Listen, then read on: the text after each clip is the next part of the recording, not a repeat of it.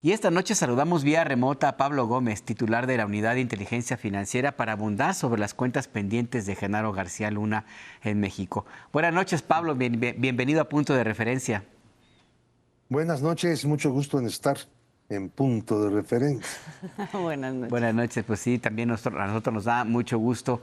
Pablo, se ha presentado ya estos pendientes, le llamamos nosotros de pendientitos, les llamó Azul, de Genaro García Luna en México, pero dentro de estos pendientitos habría unos pendientotes, creo yo, y me refiero a los funcionarios que en otros gobiernos facilitaron que se tejiera esta misma red de corrupción. Hay investigaciones contra estos personajes. ¿Hasta dónde llegaría en el sentido, la línea pues de investigaciones? ¿Puede llegar a la más alta cúpula, a los expresidentes Calderón y Peña Nieto? Hasta este momento hay presentados por la Fiscalía 61 personas y han sido vinculadas a proceso. Por lo tanto, esperemos que ese proceso continúe y se abran otros 2 procesos porque ya hay denuncias presentadas por la UIF, incluso con anticipación. Las investigaciones están en curso en el caso de esos 2 asuntos que están pendientes, pero esperamos que todo esto pues se vaya vinculando a proceso. Hay detenidos, hay personas encarceladas en este momento y hay personas sustraídas de la justicia, como es el caso de García Luna y de su esposa Cristina Pereira. Ellos en este momento se encuentran en esa condición. Sin embargo, el hecho de que García Luna esté en la cárcel no impide que la Fiscalía promueva su extradición.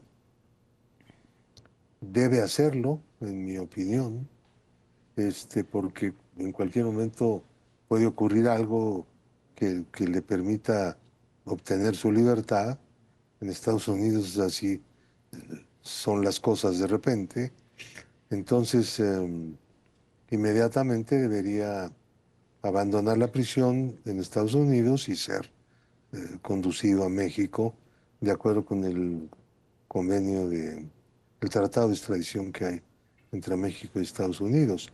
En relación con su esposa, Cristina Pereira, también ella vive en los Estados Unidos.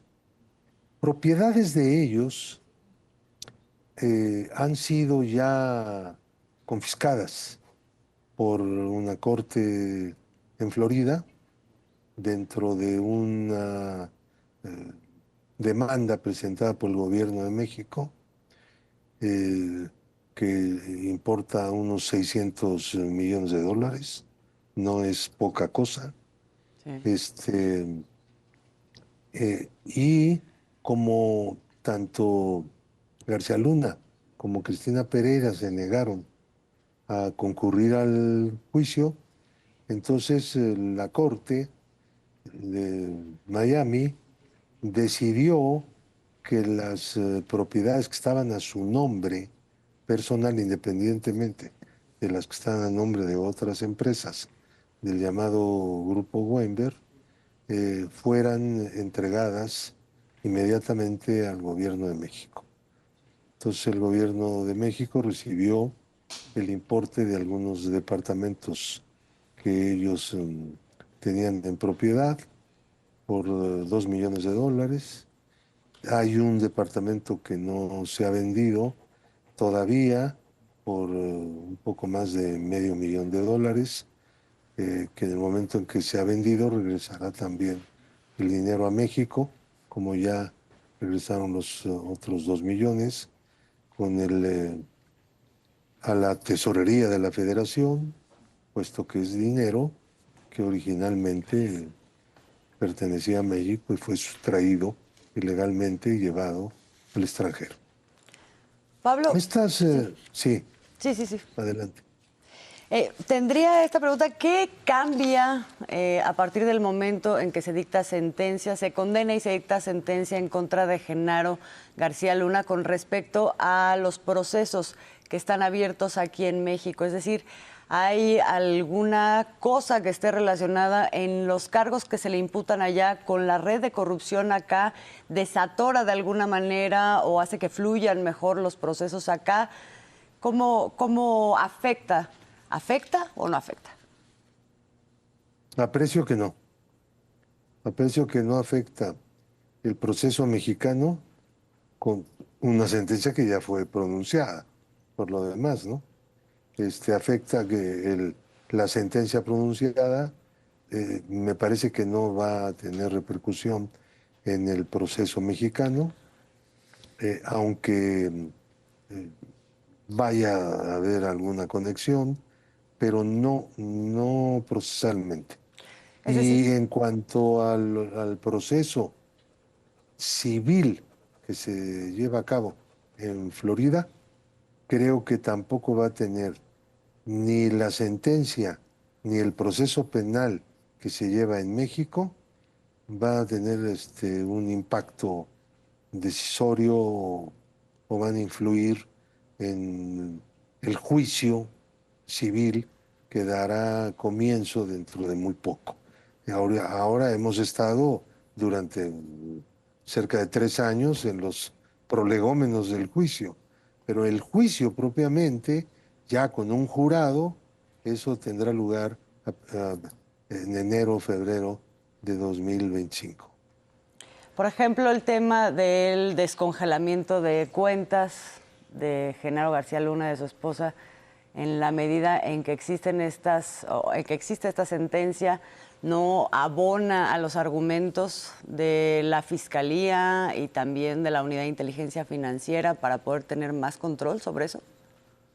El llamado descongelamiento, o sea, el haber ordenado la eliminación de Cristina Pereira de la lista de personas bloqueadas, es un hecho ya consumado. No hay recurso frente a eso. El recurso se perdió, el que en su momento se presentó. El Poder Judicial de México declaró que no había motivo para poder mantener dentro de la lista de personas bloqueadas a Cristina Pereira, que está vinculada con pues, con una defraudación al Estado mexicano. Y sin embargo, en este momento ya tenemos otra situación en cuanto a la incorporación de esta persona a la lista de personas bloqueadas, porque han ocurrido nuevos hechos. Ella es alguien con orden de aprehensión y se ha resuelto ya la apertura de un proceso contra ella y otros 61 personas. Cambió su situación jurídica y por lo tanto eh, eso debe ser, digamos, ejecutado de alguna forma en cuanto a lo que tiene que ver con la libertad o, o con la restricción, mejor dicho, de ella para la utilización del sistema financiero mexicano. Ahora que es un hecho consumado estas cuentas de la esposa de Genaro García Luna, ¿de qué tamaño es la pérdida que se tuvo con esta decisión de la Corte de Justicia encabezada por Norma Piña, Pablo? Se lo pregunto porque eventualmente, no sé si al momento que se reactivan, parte de los recursos que pudieran estar en otro lado hayan sido depositados allí, ahora que prácticamente, no sé si es el caso, pero son intocables por la autoridad esas cuentas en específico. Bueno, dos aclaraciones.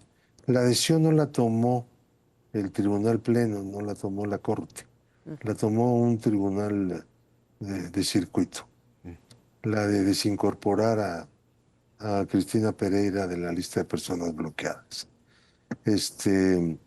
Segundo lugar, no tenían ninguno de los dos, ni Cristina Pereira ni su esposo, cantidades importantes de dinero en cuentas mexicanas. Lo tenían unas cantidades significativas en cuentas en los Estados Unidos. y sobre todo en propiedades. Ellos compraban constantemente propiedades inmobiliarias y ahí es donde invertían dinero. Además, la parte, digamos, más fuerte está en las empresas, en 4 empresas que tienen una red de 20 más en los Estados Unidos. Todo ese entramado empresarial y personal ha sido demandado en Estados Unidos. Todos los bienes que tiene toda la familia Weinberg, todos los bienes que tienen las empresas que están a nombre de estas personas y a nombre de García Luna y de su esposa, están siendo sometidas, digámoslo así, a un juicio. Al final de ese juicio habrá una sentencia y pues la Corte va a decidir en qué consiste. Nosotros demandamos 600 millones de dólares. Pablo, para cerrar esta parte que más o menos para entender el momento en el que nos encontramos, cuando se habla de extradición, se entiende que en el caso de Genaro García Luna se podría pedir la extradición si lo dejaran libre, no antes. En el caso de Cristina, ¿no? En este momento. En este momento, para aplicarse, si lo dejaran libre. En este momento, y en el momento en que quede libre, pues se abra el proceso de extradición propiamente dicho. Okay. Pero no esperar a que esté libre, porque el día que esté libre, pues las palomas vuelan, por eso tienen alas, ¿no? En el caso de Cristina Pereira, ya con una orden de aprehensión, ¿por qué no se ha solicitado o hay una ficha de Interpol? No lo sé. ¿Cuál es su situación? Habría que preguntarle al fiscal directamente. Pues Pablo Gómez. Es una decisión que él debe tomar. No Claro. corresponde al gobierno. Al gobierno corresponde hacer las denuncias, ¿no? Que las hemos hecho, pero amplísimamente. A partir de ahí, los procedimientos y el encauzamiento del asunto corresponde al Ministerio Público, Claro. que es una entidad independiente en México, que naturalmente debe coordinarse en la medida de lo posible, y al Poder Judicial, es decir, los jueces que tienen que intervenir a pedido del Ministerio Público. Así es el sistema, cómo funciona. Si funcionara mejor, pues estaría muy bien, ¿no? Pues sí, muchas cosas habrían pasado abiertas. distintas. Pablo Gómez, muchas gracias por estos minutos en Punto de Referencia. Gracias, Pablo Que Gómez. les vaya bien. Saludos.